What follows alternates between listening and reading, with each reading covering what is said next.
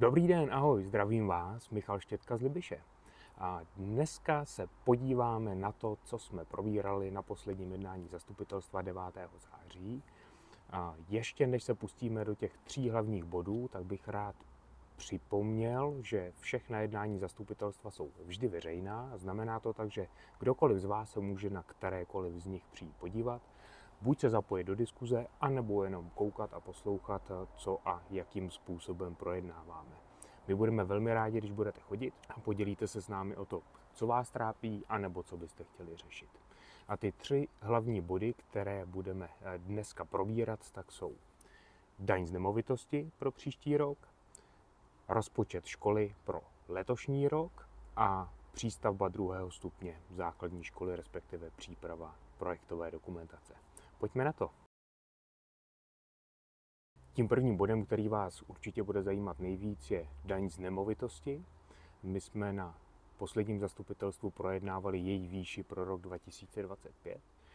U nás v obci je dlouhodobě koeficient nastaven na úrovni 2 a my jsme se zastupitelstvem dohodli a schválili jsme, že to se měnit nebude.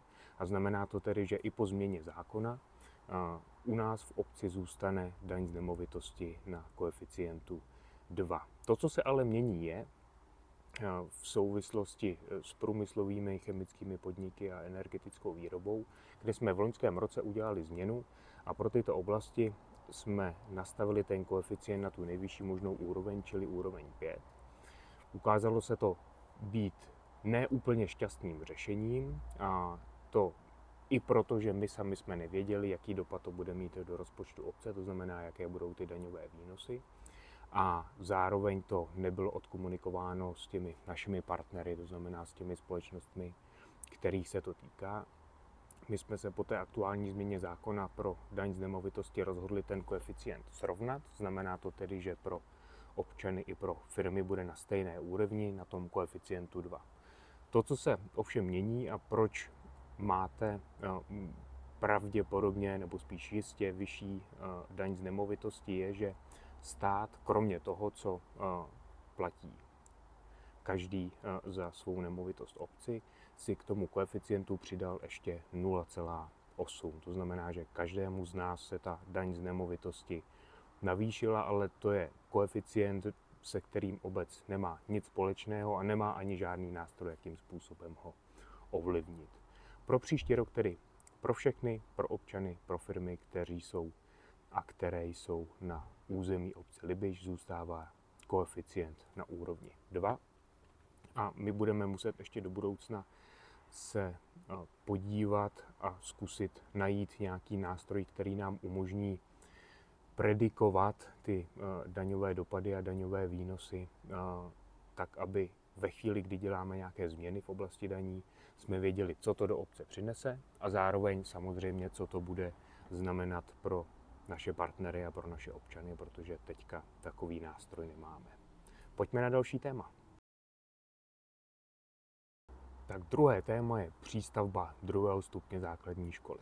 To, že v Libiši máme školu a že je v ní pouze 1. stupeň, tuší, předpokládám, většina z vás.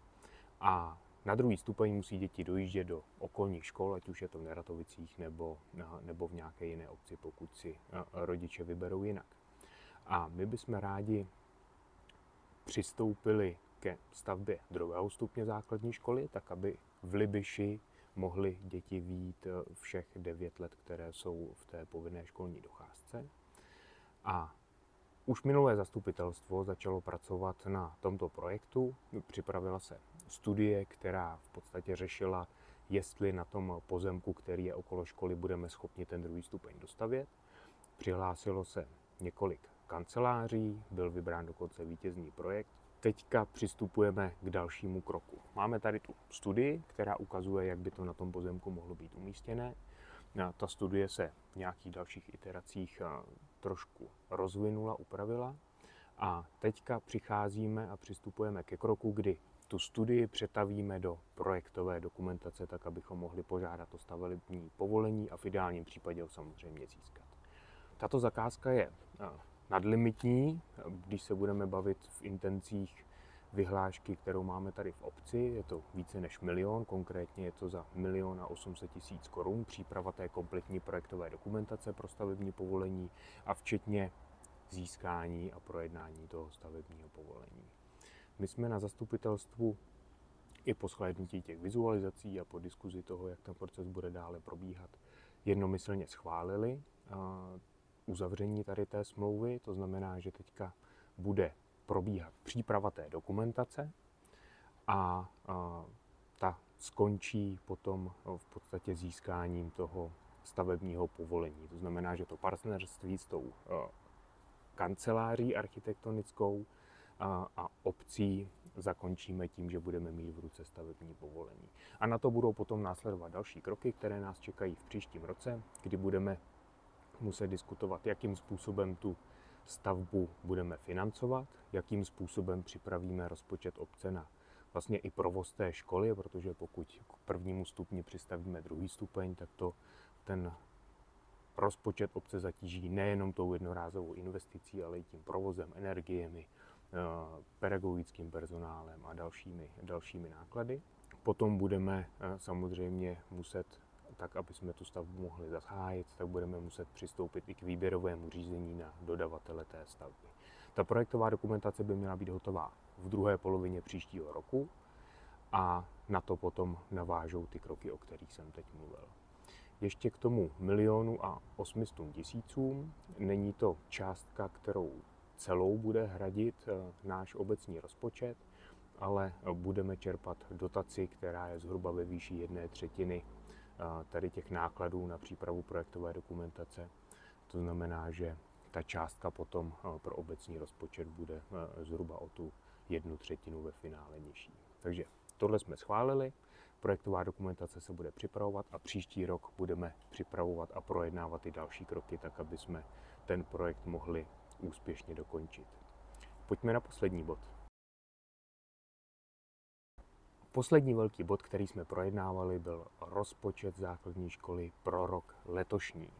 Řada z vás jistě zaznamenala, že se o prázdninách vyměnilo vedení školy a máme tedy nového pana ředitele a zároveň máme velkou část pedagogického sboru také obměněnou. A při předání té školy ze starého na nové vedení, tak se samozřejmě udělala i analýza toho, v jakém stavu je rozpočet školy. A bylo tou analýzou zjištěno, že nejsou pokryty v tom rozpočtu všechny náklady, které do konce roku bude potřeba vynaložit, zejména na energie, ale jsou tam i další náklady, například na licence, na software a podobně.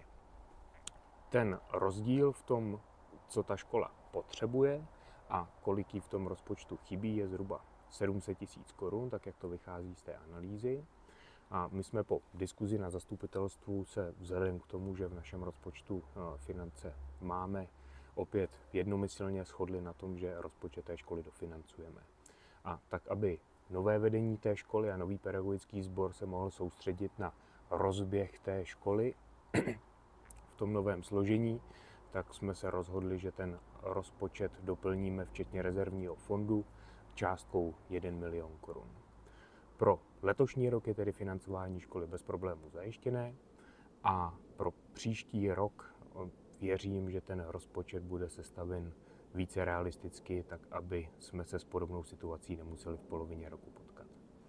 A vzhledem k tomu, že ta největší sekera byla na energie, tak jsem v rámci té diskuze navrhl, že bychom měli obecní budovy, které jsou energeticky nejnáročnější, a to není jenom budova základní školy, je to samozřejmě mateřská škola, je to úřad i s knihovnou a z našich dotací je potom financována samozřejmě i sokolovna nebo hasičská zbrojnice, tak bychom měli osadit, vybavit nějakými nástroji pro energetický monitoring, to znamená měření spotřeby energie, a tak abychom mohli sledovat, jak ty energie čerpáme, a ve chvíli, kdy budeme mít k dispozici tato data, tak na to potom můžeme navázat diskuzí o nějakých opatřeních na snížení té energetické náročnosti. Protože ve chvíli, kdy nevíme, kolik a kdy a jak té energie spotřebováváme v těch budovách, tak se těžko ta opatření plánují, protože nevíme, jestli bude stačit